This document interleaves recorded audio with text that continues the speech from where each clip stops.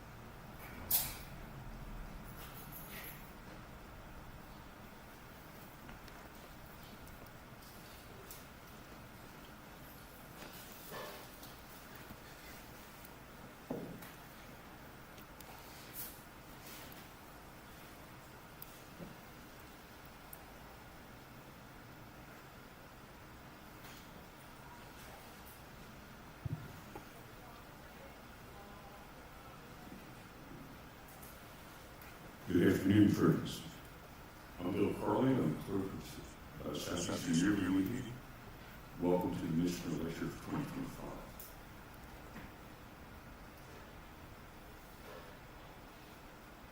Today it is my pleasure to introduce Adria Luisa Capua, a lawyer and mediator, teacher, and mother. She carries concern for how friends' traditional faith and practice translates into an increasingly unstable, atomized, and uncertain world. She is passionate about inviting all into a deeper relationship with the Spirit of Christ, which spoke so strongly to early friends, and continues to speak today. She's a member of Catholic Summit monthly meeting in New York, yearly meeting, the Friends of Jesus Fellowship, the Board of Advisors of Earl and School of Religion. She has facilitated workshops on a variety of topics, including spiritual gifts, listening as practice, and pastoral care, and Friends' traditional commitment to Lamb's War. Adria's writing has been published in Friends' Journal, Pendle Hill Pamphlets, and Illuminate, a Bible study curriculum, written by and for friends. Her blog, In the Shadow of Babylon, can be found at shadowofbabylon.com.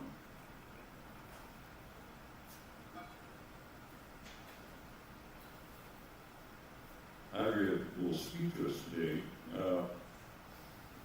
on the topic, as a good shepherd, leading and being led as friends.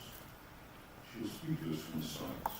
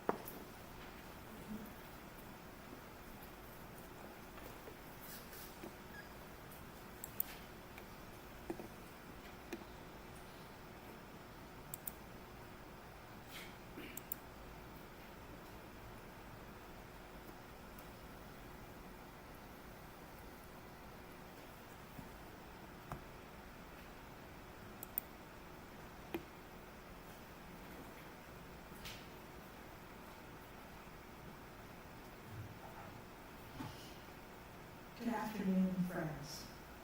Good afternoon. It is such a privilege to speak with you today. Before I say anything of substance, I do want to say that I've done my best to learn about you, about your yearly meeting, and I hope that this message will be resonant with your experience.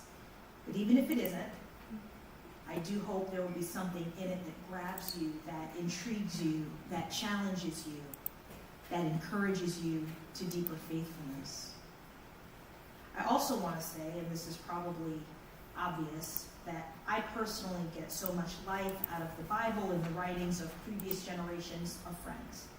I know that many of you may not be in that boat with me, but I hope that you can listen to the place where the words come from and hear something that speaks to your condition. So with that, let's start with the parable of the Good Shepherd. Jesus told the Pharisees, and by the way, I'm reading this from the Message, so if it doesn't sound like the King James Version that you might have heard in the past, that's because it's a little bit different.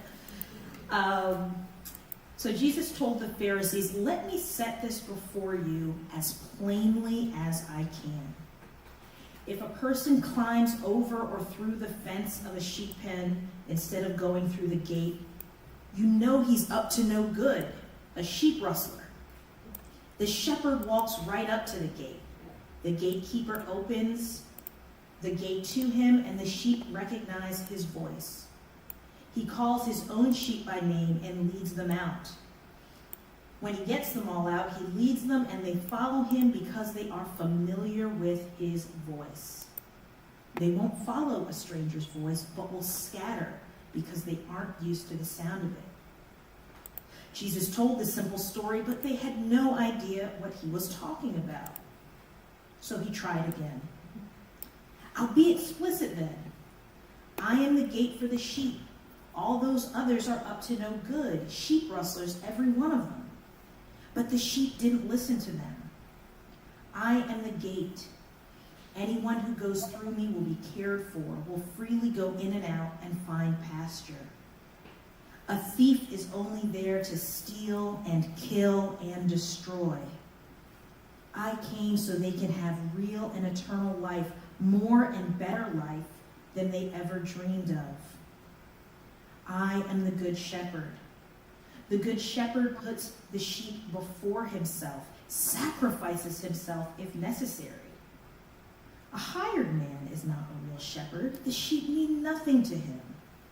He sees a wolf and he runs for it, leaving the sheep to be ravaged and scattered by the wolf. He's only in it for the money. The sheep don't matter to him. I am the good shepherd. I know my own sheep, and my sheep know me. In the same way, the Father knows me, and I know the Father.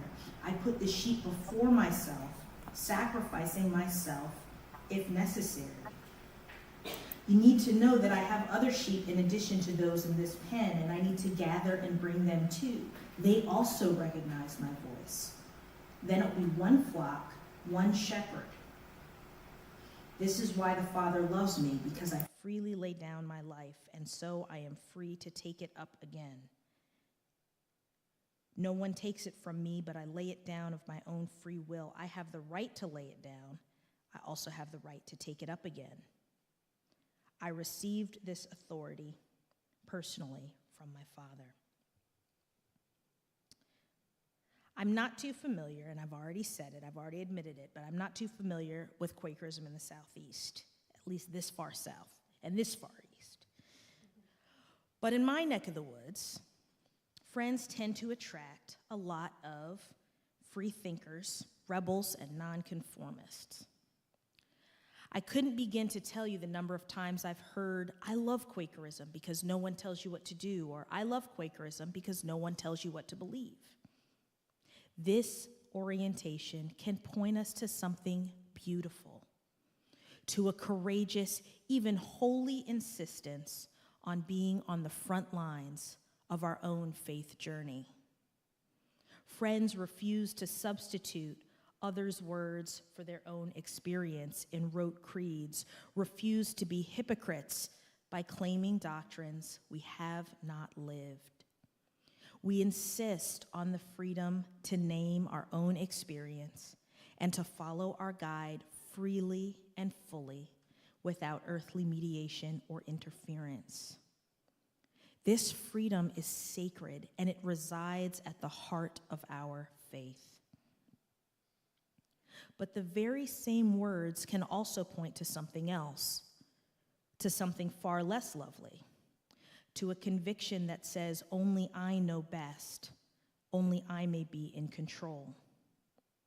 And while each of us is the expert on our experience of the divine, that attitude, in love with our individual wisdom, confident, supremely confident in our personal judgment, can be harmful in a meeting community. It can tempt us to actively resist naming and supporting gifts of ministry, using friends' faith in that of God in everyone to avoid recognizing what the Spirit is doing in and through each other. Even worse, it can take the form of actively undermining other friends, using gossip or direct confrontation to ensure that they don't see themselves as acting with authority, and that others don't either. For such friends, the idea of God raising up dynamic ministries and gifts that bless our religious society might sound exciting in the abstract. But when the moment comes to acknowledge and empower individual friends seeking to walk in faithfulness outside of the well-worn path of committee service, sometimes friends see not opportunity, but threat. And honestly, who can blame them? What do we see when we look to our leaders? Except dishonesty, duplicity, abuse. In government, the last 30 years have seen the party of women's rights throw its full support behind a serial sexual harasser, the party of family values support numerous philanderers, and presidents of both parties use overblown threats to expand their own power to commit violence in our name. Some of our most respected leaders in sports and recreation have been exposed as ego-obsessed abusers, taking advantage of their role of authority over young people to exploit their trust and destroy their innocence, while the institutions that should have safeguarded them stood by. And faith leaders of all stripes, Christian, Jewish, Hindu, and more, who of all people should have embodied the highest standards of self-discipline and care, instead have been involved in perpetrating or covering up horrendous abuses on an industrial scale, from money laundering to plagiarism, from influence peddling to financial exploitation. And most horrifying, the hundreds of thousands of children abused over decades and decades by the people they should have trusted most in the world, their priests, their pastors, the teachers at their yeshivot. From the evidence of our own eyes, the lesson is clear. Where authority goes, abuse follows. The solution for some friends is equally clear. To prevent abuse, friends must abolish leadership. That is, we must insist on as much formal equality as possible and treat what leadership roles we must have as matters of administrative expediency rather than spiritual gravity. I've heard of a meeting where every member rotates through clerkship. I've heard of meetings where every member rotates through ministry and council in order to avoid abuses of power and people getting entrenched. Such friends feel, when we do this, we feel like we can't trust in the Spirit to raise up individuals with gifts our communities need. So we're tempted to treat each other as interchangeable, believing that this view of equality is necessary to protect ourselves and our communities. And yet we know from hard experience that even when we have done all we can to abolish leadership, we cannot abolish the disordered exercise of power. How many of us have seen our corporate discernment bring us into unity, only to sit captive while one or two friends insist on improving on the work of the recording clerk, because only their words can perfectly express the sense of the meeting. How many of us have seen meeting or committee clerks manipulate Quaker process to prevent certain items from being added to the agenda, to control who joins or to control who serves? How many of us have seen friends we know and respect and care for short circuit our corporate discernment by ensuring that the real decisions are made in parking lots and in late night phone calls, rather than by a body of friends gathered in the Spirit? These friends may be responsible and well-meaning, maybe to a fault, but they're often afraid that if the minute isn't worded just so, our witness may be compromised or some essential detail may be missed. Afraid that the proposed agenda item will expose deep differences in our beliefs and our priorities. Afraid that the meeting will not be up to the task of discernment, that there isn't enough time, that something horrible will happen, that something precious will be lost. They cannot rest in the Spirit to guide the outcome. They cannot trust in their fellow friends to be faithful. So, in the absence of robust leadership to push back against their anxiety, they use whatever power they can bring to bear to force their preferred outcome. Which brings us back to the parable of the Good Shepherd. The Quaker Leadership Center defines Quaker congregational leaders as anyone who takes responsibility within a friend's meeting or church. When Jesus tells his story to the religious authorities, to the Pharisees, he echoes this idea, laying down a model for faithful community that stands in sharp contrast to the ways of the world. A false shepherd tries to sneak in, but Jesus says that the true shepherd comes in by the gate. In the world, even among spiritual leaders in the Bible, a common feature is back office dealing, scheming, rigging the process. But that is not the way of the Good Shepherd, who leads forthrightly with nothing to hide, who does things properly, transparently, and in good order. A Quaker shepherd should abide by the guidelines for his or her position, whether that's an empowering minute, the mandate of a given committee, or the yearly meeting's faith and practice. And when there's a disagreement with the guidelines, they should be forthrightly addressed instead of covertly worked around. A false shepherd creates division, while Jesus says that the true shepherd is known and recognized. In the world, many claim positions of authority and many try to exercise power on the strength of titles and credentials, bending others to their will. But the true shepherd does none of that, relying on his relationship with his sheep. The sheep are not coerced or bullied, but they follow willingly and trustingly on the strength of their relationship. A Quaker shepherd doesn't try to accumulate roles for the purpose of dictating outcomes, but instead cultivates relationships of mutual care. A false shepherd wants to lead the flock to enrich and empower himself, while Jesus says that the true shepherd genuinely loves the sheep. A thief has his own reasons for wanting the sheep, reasons that do the sheep no good. The well-being of the flock is not his concern.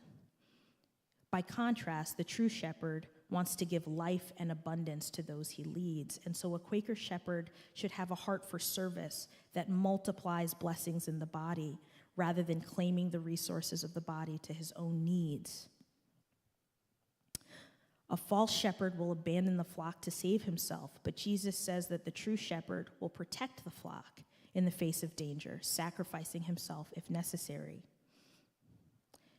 So the false shepherd values his own wants and needs over the needs of the group, and if he faces personal risk, will run away, while the true shepherd stands courageously, even in the face of conflict, risk, or hurt.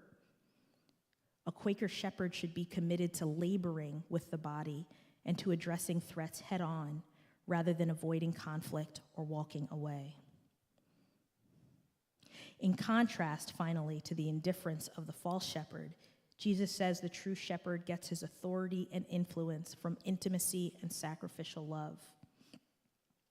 The true shepherd's leadership derives from his relationship with the sheep, even those that aren't yet in the pen, and from his relationship with God. The Quaker shepherd then does not lead by position or credentials, but instead it's his closeness and caring for the sheep, his willingness to risk himself, that allows them to follow him. Leadership is in the Quaker DNA. To paraphrase Roger Cowan Wilson's 1949 Swarthmore Lecture on Authority, Leadership, and Concern, as William Charles Braithwaite points out, early Friends believed in leaders, but not in systems. Friends of the second period believed in leaders and a system, and later Friends were content to have a system without leaders. The first condition can be defended in terms of spiritual genius. The third, believing in process but not in leaders, points the way to death, while the second needs examination.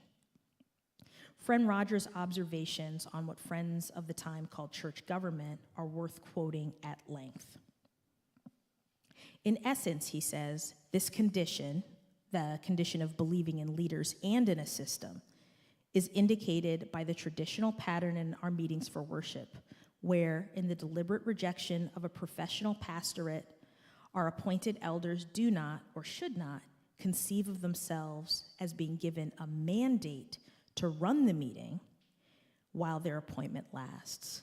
They are responsible for maintaining a system in which the living waiting of all the leadings of the Spirit may find expression through an unconstrained range of human agents. The primary duties of elders are to seek for true discernment in respect to offerings in the ministry, and to be loving and faithful in the service of that discernment. To be diligent in spiritual travail and prayer for those on whom the ministry of the word devolves.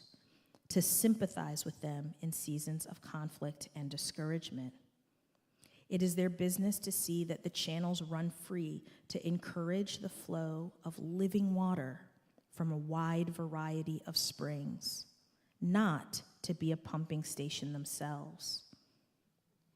And their true status comes not from the fact of their appointment, but from their capacity to gather up the living sense of the meeting so that the Lord's power issues coherently. The status of the clerk derives from the same principle, to watch for the growth of unity in the meeting, and at a convenient time to submit a minute expressing what is in his judgment the united sense of the meeting on the matter. The appointed leader of a Quaker worshiping group or deliberative group must have the capacity to stand back, encouraging and allowing others to express their partial insights. At the same time, he has to discourage individuals whose anxiety to assert themselves makes them insensitive to the temper of the gathering. He has to make coherent the meeting's own unformulated stirrings.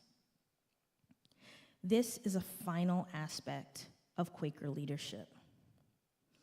While Jesus points out at a different part of the Bible that the rulers of the Gentiles lord it over them and their high officials exercise authority over them, Roger Cowan Wilson's description of leadership among friends highlights that the primary duty of Quaker leaders is not to enact their own vision of right living or to advance their own agendas, however worthy and important they may be. The Quaker shepherd is not the individual who insists on their own voice being heard, but the one who will create a space and a structure to listen for how God's voice is speaking to and through the members of the gathered body, to understand how that voice is leading the group as a whole, and to give that voice expression as the sense of the meeting. I lead not by insisting on my judgment of what is right, the Quaker shepherd says, but by creating space for our discernment of God's will. I prioritize not my own perspective, but our perspective. I will lift up not a good idea or even a great idea, but try to surface our divine calling. That is the potential of leadership among friends. And so when we reject leadership, when we make the clerking role primarily about being a traffic cop for large group discussions and making sure the meetings get scheduled and the reports get sent out, rather than naming the clerk as someone with a special spiritual responsibility to listen to what God is saying in and through the group, we don't just stifle the gifts of leaders, but we undermine our corporate ability to hear the voice of the Spirit and to witness to that voice in the world. When we reject leadership, when we insist that nobody has authority to speak on behalf of a meeting, we leave our meetings vulnerable and exposed to individuals acting out their own dysfunction in ways that are disruptive or even damaging to the body. We also hinder advancement and outreach, as we may be unable to articulate an invitation to those who would love to join our faith. When we reject leadership, we may not be able to acknowledge or support spiritual gifts and the callings that arise among us, because that would mean acknowledging that we have a duty to listen to how other friends are being led, to support them, and to deeply, prayerfully consider whether we're called to join them. Our stated faith that we don't hire pastors because we're all ministers looks like a cop-out if we are actively refusing to support ministry that doesn't reflect our human vision of what is Quakerly. But rejecting leadership may also look like supporting every exciting idea that is raised, because no one feels authorized to insist on discernment as to whether that idea is how God is calling us to act. So Quaker leadership, in the way of the Good Shepherd, looks like honoring the spirit of friends' faith and practice, including corporate discernment and seasoning of leadings. It looks like influence based on loving relationship rather than bullying or positional authority. It looks like standing firm in the face of conflict and prioritizing sacrifice and service over honors and enrichment. But how do we get there? First, we must remember our purpose. To again paraphrase Roger Callan Wilson, who was the head of Friends Relief Service, that was the organization that provided food and clothing to war-torn Europe in World War II. The Religious Society of Friends is not a social service organization. It is a branch of the church with the same essential function as any other branch of the church, the worship of God.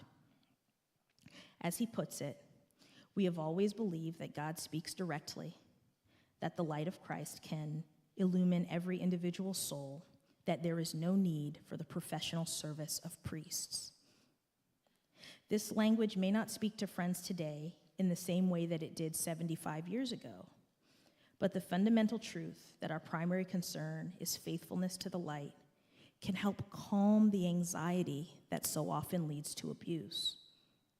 When our concern is faithfulness, we don't have to feel responsible for solving all of the problems of the world, and there are so many problems in the world. Instead, we can focus on what we uniquely are called to do. When our concern is faithfulness, we understand that no outcome is so important that it justifies betraying our commitment to God and to each other, to do the work in open-hearted listening in a spirit of love. In addition to remembering our purpose, we must also be willing to articulate it.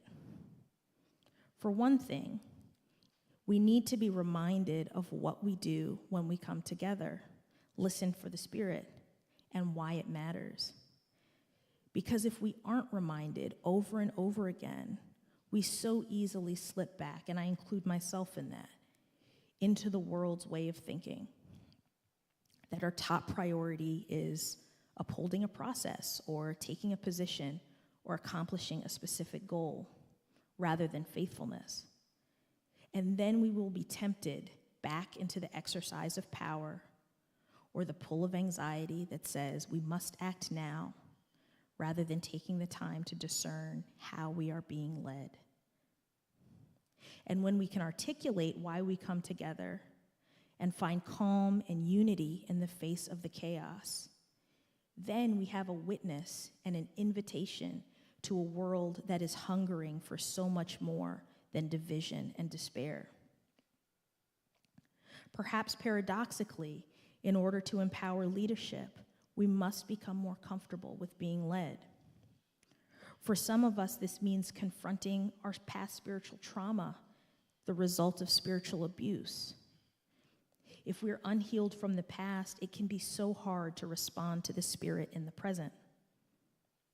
For some of us, it means an honest reckoning with the heavy costs of the extreme individualism of our present moment. But for all of us, it means time spent listening and waiting to see what the light would show us in ourselves and in the world around us. It means learning to take our daily decisions seriously, to be generous with those we don't like, to be forgiving to those who have harmed us, to be courageous in accepting responsibility for the harm we cause others. It means cultivating patience, kindness, and honesty in our daily lives. It means learning to trust those little nudges from the Spirit to lay down this concern and to pick up that one. It means being honest with each other about our spiritual condition so that we may learn to trust each other's discernment and to welcome accountability not as intrusive or domineering, but as a gesture of mutual love and care. When we are a people who are clear about our purpose, who can articulate the reasons for our practices, who are prepared to be led by the Spirit rather than by our own desires, who know and trust each other in the Spirit, then we will no longer be a society without leaders, but instead one in which each member is a potential leader under the authority of the one who leads us all. Then we will no longer be a society in which anxiety drives us to use power to impose our will.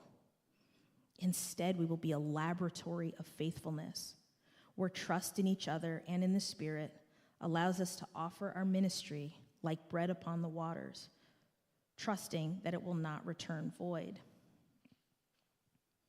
Then we will no longer be a society tempted to either reject all ministry or to accept all ministry, but will instead discern together with a wisdom sharper than a two-edged sword, distinguishing between that which is useful and good and that which is divinely inspired, and consciously choosing the latter.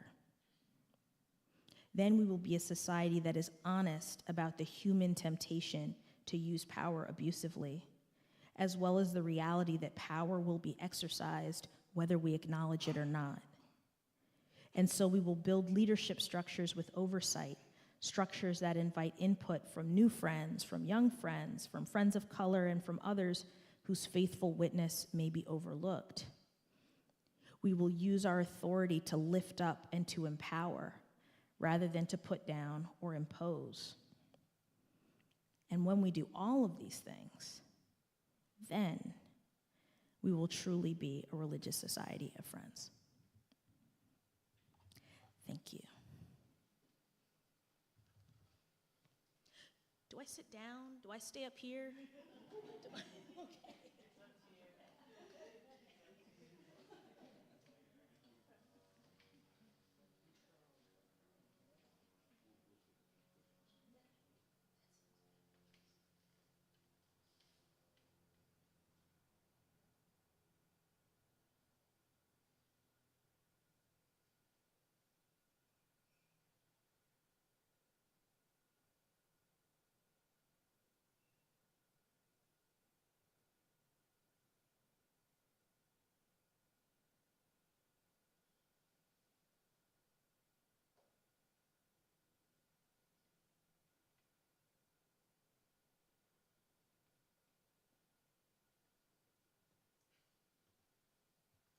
Thank you, Adria.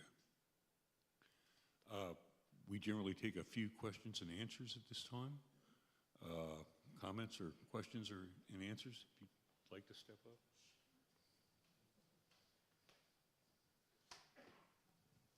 Are there questions?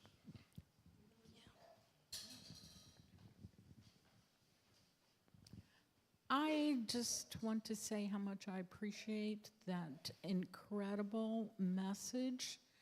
Every line, everything was just a powerful message to how we can be more present in the world and more active in the world. So thank you so much. And how we need to step up into leadership rather than wait to be called.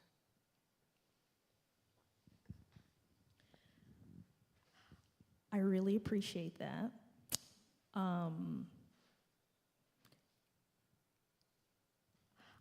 As I was reading and as I was writing, I talked about, being faithful and faithfulness, and it's like, it's such a simple word, and it can sound so simple, but I was literally, and where's Angela? Angela, you tell them if I'm lying. I was just telling Angela, I said, when I give a talk in somebody else's yearly meeting, I always say, well, if they hate it and it's awful, I don't have to see them again. I can just go away. So when the people are in the back, there's always that voice in the back of your head, like, are they getting the tar ready or what? So I really appreciate that. I appreciate that. Because whether it's private or public, the acts of faithfulness are, they just keep on being hard.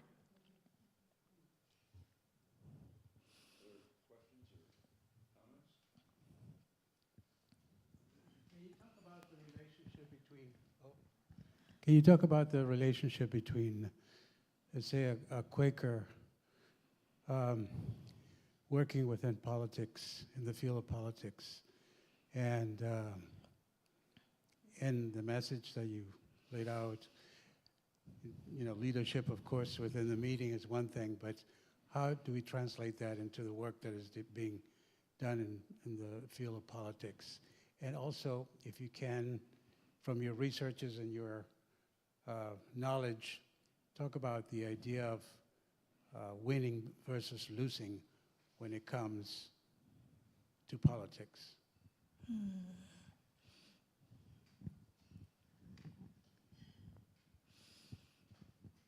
It's a really great question.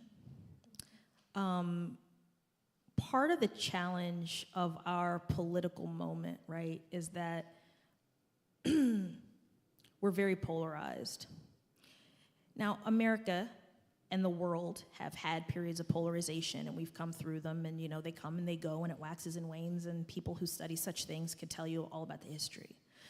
One thing that's different from other periods is that the communities and relationships that structure our lives and give them meaning are not doing well at all in this moment. The family is not doing well. The bowling league and the chess club are not doing well. The Elks are not doing well. The Freemasons are not doing well. The Audubon, nobody is doing well. And part of that is because the market has consumed so much of our lives that there's just not as much time to associate with each other and to create sources of identity, our faith identity, our identity as members of different organizations, our identity as neighbors to our neighbors, as there have been in the past. And so people then put all of that identity energy into political identification, which makes the very act of politics, working across diverse constituencies to advance specific policy goals, right? Because that's the point, supposed to be, feel hard. Because now, if you collaborate with the wrong person in the wrong party, you're the problem, even if it advances the ball on your policy goals. We remember when President Trump had the penal reform. And I personally had mixed feelings about it. I was like, I don't think I'm supposed to be cheering for this, even though I like it, because the wrong president advanced the policy. And what's that about? But that's the moment that we're in. And so, unfortunately, Quakers have not covered ourselves with glory as far as standing against strong cultural currents. For the most part, we look pretty much like our neighbors who are not Quakers. But I think that leadership as friends looks like being aware of the cultural currents and really being discerning about where we take a stand. To be able to say, yeah, I think you're wrong, and I think you're doing hurtful, evil stuff, but you are a child of God, and you are made in his image, and the light of Christ also speaks through you. So I need to listen and treat you with dignity, even while all my neighbors are like, you know, have the "Let's Go Brandon" on the side of the truck, or, you know, F Trump on the side of the truck.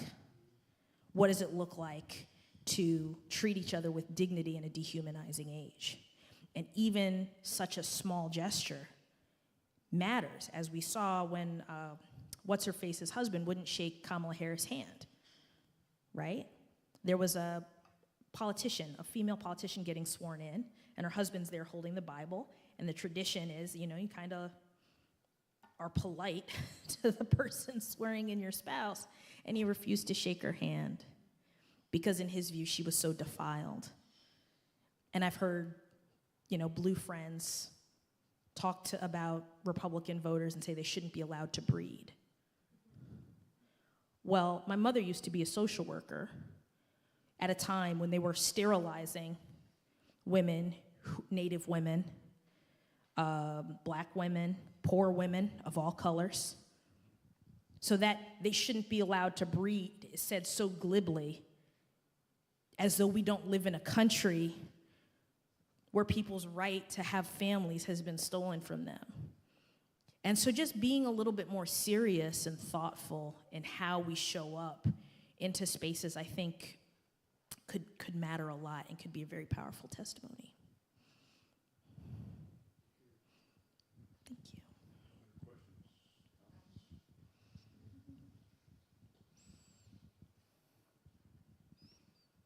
Thank you for your analogies with the shepherd. That really was helpful to me. Since 2020 and moving into isolation, being an individual and then ending up pretty much staying in that Zoom category of, you know, only seeing people through a screen or overthinking things that you would normally talk to someone else about. How has that changed the Quaker community in a way that we could move forward with not being so isolated?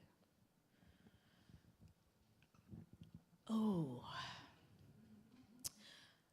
you know, that's a really powerful question. I was actually this past summer had a conversation with the general secretary of my yearly meeting, and that was something that he brought up, that conflicts that in another time might have faded into the background because we were getting together at our annual sessions and we were sharing a meal and we were hugging each other and we were seeing each other's children run around and act silly and all of that stuff that makes a community. When you're just a box on the screen, you don't get any of that. And that actually does a lot of work in softening the rough edges when emotions get high, because, you know, whatever wrong-headed thing you said in business meeting, right? You're still somebody that I love and care about, whose family I love and care about. And at the same time, Zoom has been fantastic for making worship and sessions accessible for people who for whom the choice was not, do I come in person or do I Zoom in? It's, do I Zoom in or do I not participate? I don't have a great response or solution except to say that, like, being together, being in the same space, you know, politicians used to talk about pressing flesh, it matters. And so when we're making those decisions about what's going to be, what we're going to Zoom into and what we're going to show up to in person, to be really cognizant of the fact that we're making trade-offs. Because for some people it's like, oh, you know, it's eco-friendly, it's cheaper, you know, I don't have to take days off work. It's all upside to log on via Zoom, but it's not actually all upside. You just don't see the costs. It's like, you know, the McDonald's value meal is so much, although it's not as much cheaper than the salad as it used to be. Let's be real, okay? I got my son a Filet-O-Fish that looked like it was for a baby doll, and it was $12. I was like, well, next time we're just going to Chipotle. Like, we could have a vegetable for that money. But, you know, it's when you're doing your budget, it's like, oh, this is cheaper, because you're not factoring in the cardiologist bill and you're not factoring in the, you know, the long-term effects. And I think it's similar when we're talking about Zoom versus in person. Other comments?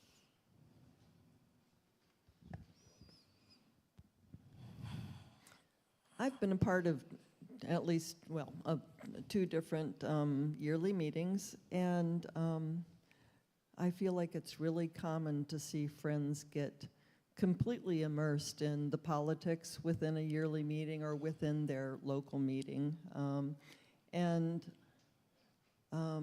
consumed by power, you know, power over other people, and consumed by money. Like, what are the things that are, you know, what is the role of money within the yearly meeting? Those become the issues that some people get really concerned with. And I'm wondering if you have thoughts about how to return people to a focus on faithfulness, that should be the first motion. So if you could just say a little, just 1 or 2 more words about, I'm sorry, false alarm. If you could say 1 or 2 more words about when you're talking about, like, the politics of the monthly meeting or the yearly meeting, what is that? When you're thinking about that, what kinds of things are you thinking about?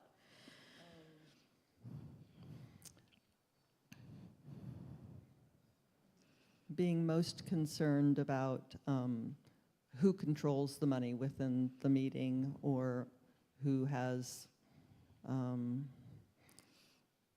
who takes power in the meeting, you know, who makes decisions, but not necessarily concerned with love among friends. So, I know that's not. Yeah. No, but I think that that's actually helpful, and I think, so one of the aspects of my job, and one thing, I caught the bug for this in law school, but I had already accepted, I caught the bug for mediation my 3rd year of law school. I did a mediation clinic, and there's a whole story about divine providence, because I was having a complete, like, crisis of conscience. What am I doing in law school? I don't even believe in litigation. I'm a Quaker, da-da-da-da-da. And then I'm literally talking to myself, and I look up, and there's a sign on a door that says, mediation clinic, applications due, it's like 3 days. And I'm like, okay, I can't read every sign, but when it's taped on a door, I can, like, even I can do that. So I applied for the mediation clinic and was just amazing. One of the things that we talk about a lot in mediation is taking the implicit and making it explicit. So we have a conversation about how we're having the conversation, for example. So you're talking about concern about money and power. I think it could be useful to say, to take a step back, and then as a community say, have a conversation, a structured conversation, maybe as a query to the monthly meetings or within a yearly meeting session. What is the money of our yearly meeting for? What are these clerkship roles and trustee roles for? What is the point?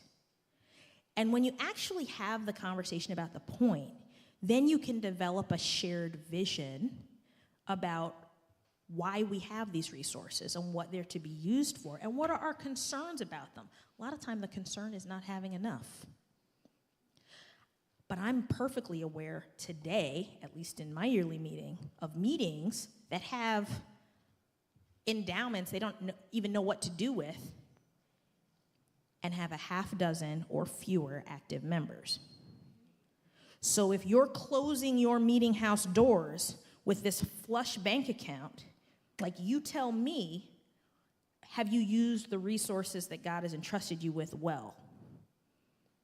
Maybe it's good to kind of just step back, zoom out, and refocus on the purpose and the vision. And I think once you have that conversation and people are able to air their fears and anxieties and have them recognized, then it becomes a lot easier to have the process conversation. But I can't have the process conversation while I feel like you're trying to run our yearly meeting into the ground, Rochelle. You're trying to run it into the ground, okay? So that's going to hijack my brain. I can't have a conversation about faithfulness in the middle of that. And, like, people really feel that way. And so how do we have the conversation so that those feelings can be heard and acknowledged and we can move forward together?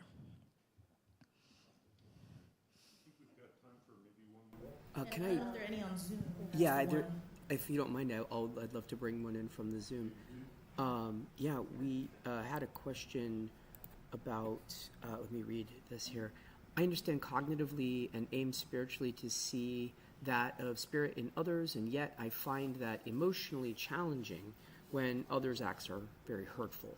What do you suggest as a way through that conundrum? Yeah, let me repeat that with the microphone. I'll just repeat the question. I understand cognitively and aim spiritually to see that of spirit in all others, and yet I find that emotionally challenging when the other's acts are so hurtful. What do you suggest as a way through that conundrum? Sure. If there were a simple answer, I'd be starting my own religion, and then but I do think most people, not everybody, but most people don't wake up in the morning looking to do evil. There are some, and psychologists study them, okay, but most people don't have that intention. So the first question is, like, why might someone who did not wake up today looking to do evil nevertheless do XYZ?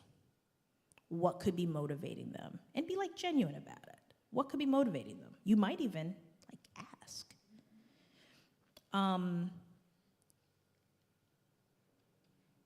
Sometimes people do hurtful things because they don't believe they're truly hurtful. That's actually often the case. Sometimes people do hurtful things because they are deceived, because they have a misunderstanding of the world. And so when you start with a misunderstanding, you can't do an accurate moral calculus. If I thought that drinking that water would kill 1,000 babies, I wouldn't drink the water, right? But if I thought the water was toxic and would harm me, I wouldn't drink it. But because I have confidence that the water is safe, I will drink it. I might be wrong. Okay, so people are deceived. And I think one thing, and that deception, that misunderstanding can change how they approach moral issues and lead them to come to results that you just could not come to because your beliefs about the world are different. The other thing that I would say is, like, humility is important, that you may be doing evil unaware, the same way that they are. And compassion. I had a friend, beautiful man, who I met when I was, like, 22 at a gathering of friends, who prayed for me and prayed for reconciliation with my relationship with my father, which is a challenging relationship. He was a beautiful person. He was a person who spoke prophetically multiple occasions in ways that were very powerful. He was generous and full of love and would really give you the shirt off of his back. And he got into COVID hoaxism and really felt like, the shutdown was really harmful, which, by the way, turns out to be way more harmful for children, particularly children of color, than anyone was acknowledging, any liberal was acknowledging at the time, because those children are now 2 years behind and probably never catch up. And he was always posting on Facebook about it. And the last post that he did on Facebook was about natural immunity. And he died of COVID about 2 months before Paxlovid came out. And I think about him all the time because just because somebody's wrong, just because they're saying things that are not true, just because they're saying things that may even be hurtful, doesn't mean that they're an evil person. He was not. He was a good man. He was a good man, and he's dead because he believed things that were not true. And so when we're thinking about people who are doing things that are harmful, it's important to understand that harm is hurting all of us. And it's hurting them too. And so can we find compassion for those people as well? And also humility to understand that we may be doing things and just not know how bad that they are until later maybe it's too late to do anything about them.